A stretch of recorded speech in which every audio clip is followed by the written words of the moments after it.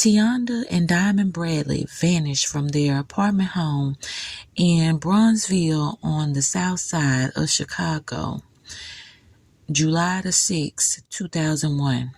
The children were left alone the morning of the 6th as their mother, Tracy, and her boyfriend, George Washington, who is assumed to be Diamond's father, left the home to go drop off their mother at work around 6 a.m. Their mother, Tracy, instructed Tionda to watch Diamond and do not open the door.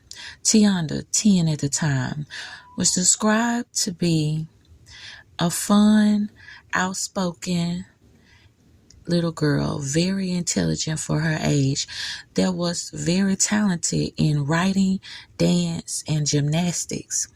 Diamond, the younger of the two, 3 years old at the time, was described as being Tionda's little shadow, as she loved to follow Tionda and her mother Tracy everywhere. In an interview with their sisters Rita and Victoria, they said that the energetic one was Diamond. And they remembered that she would jump from couch to couch as if she was, just full of a lot of energy. It is reported that Rita and Victoria stayed with their grandmother the night before, on the 5th, just leaving Tionda, Diamond, their mother Tracy, and George Washington in their apartment. It was said Tracy left her phone with a relative, so she called the girls from her work phone the morning of the 6th, but she got no answer. And she felt a little worried, but she also felt that maybe they had went back to sleep because no one answered. Shortly before noon, Tracy got off from work and went back to the apartment once George picked her up. It's reported that Tracy went in the apartment and called for the girls, but in return got no answer. She asked George to help look for the girls, but it was said that George instead left Tracy looking for the girls as he got in his car and drove away. Tracy then seen a note on the counter or table by the couch where there were a pile of clothes that was written by Tionda, stating that they were going to the school playground and a local store and that they would be back shortly.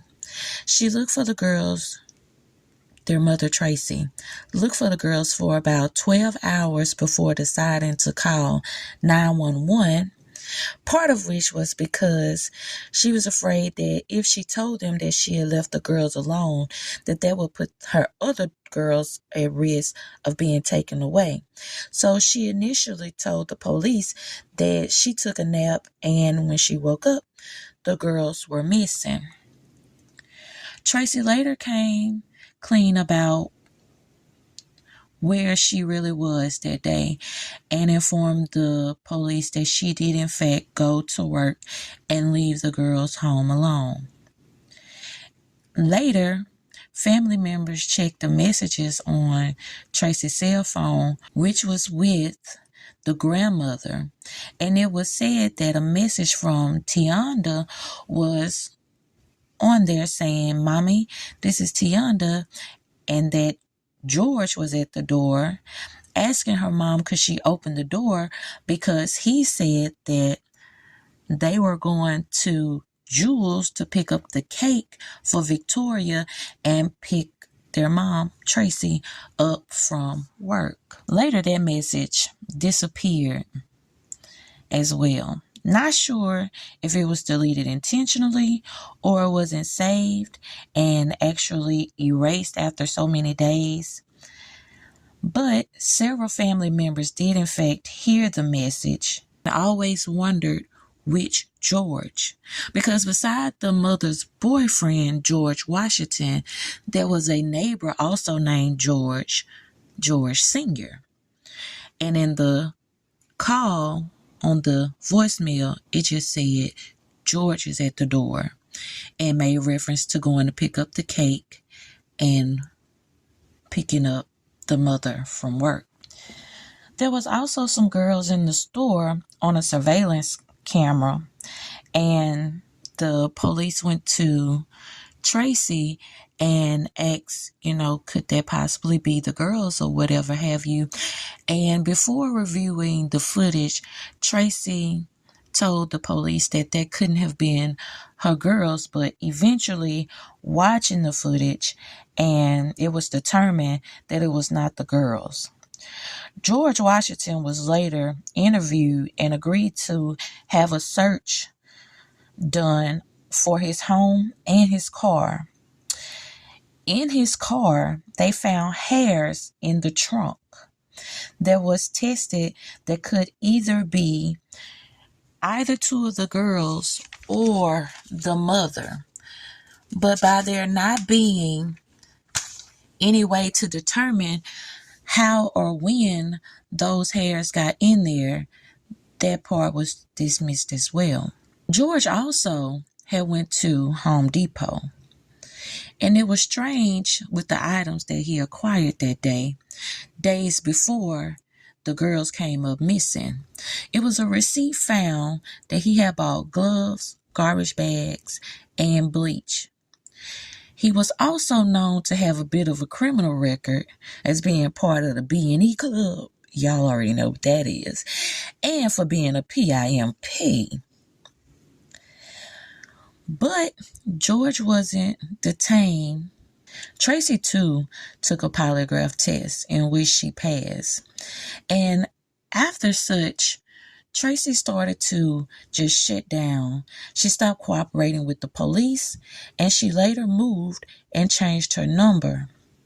Tionda and Diamond, great aunt Shalia, has been advocating for these girls for years and have her own beliefs as to what happened to the Bradley sisters. Here over the last several days, in recent news, there has been a lady out of Houston claiming to be Diamond Bradley. Now, there has been several claims of other women pretending to be one or the other of the Bradley sisters and have turned out to be just hoax. So the family is hopeful but still doubtful. They are now undergoing a DNA test with the young lady, as she was eager to cooperate and take the test. She has also contacted several family members with the allegations as to who she thinks she is. There's a TikTok video that has went viral in the last few days of the young lady standing outside of a Houston police station claiming to be Diamond Bradley. So as of now, the family is patiently but anxiously awaiting the results of the DNA test. As updates unfold, I will come back and let y'all know what the results of the DNA test said. And I hope y'all get down in the comments and let me know what y'all think about this video. And as always, this your girl Money Stacks, signing out. Smooches. Peace.